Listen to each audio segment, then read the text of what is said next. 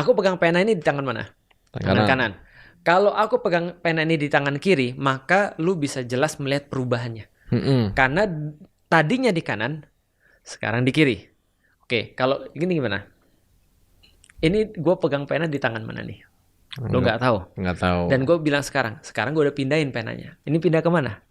Nggak tahu juga. Berarti kita nggak akan bisa mengatakan sesuatu berubah kalau kita nggak tahu apa-apa. Nah, takdir itu kita benar-benar nggak tahu. Lauhul Mahfud kita nggak pernah lihat. Takdir Allah kita nggak pernah tahu. Jadi kita mengatakan, contoh ya, ada hadis yang mengatakan gini. Siapa yang memperbanyak silaturahim maka umurnya diperpanjang. Itu ada hadisnya tuh. Tiba-tiba ada seorang kakek-kakek mati umur 100 tahun. Lalu kemudian cucunya bilang begini, kalau ini karena beliau suka silaturahim. Kalau nggak silaturahim mungkin dia 70. Itu sok tahu namanya. Karena we never know. Dia ditakdirkan berapa dan meninggalnya berapa setelah dia silaturahim. Maka perkara-perkara yang kita nggak tahu ini kita nggak bahas. Berarti simpelnya gini, kalau orang yang bilang, oh itu udah takdirnya gue, berarti dia ngelangkahin Allah. Karena dia sok tahu. Pembahasan kita selesai nih. Bener kan? Harusnya gitu kan? Lu udah kesimpulan itu. Oh, gue itu kesimpulan. Itu kesimpulan. Orang yang bilang ini takdir, dia ngelangkahin Allah berarti. Benar. Iya, ada kan? orang bilang ini takdir saya, berarti dia sudah playing gods. Iya. Ini playing God, betul. Ini terjadi. Nah, itu kesimpulannya.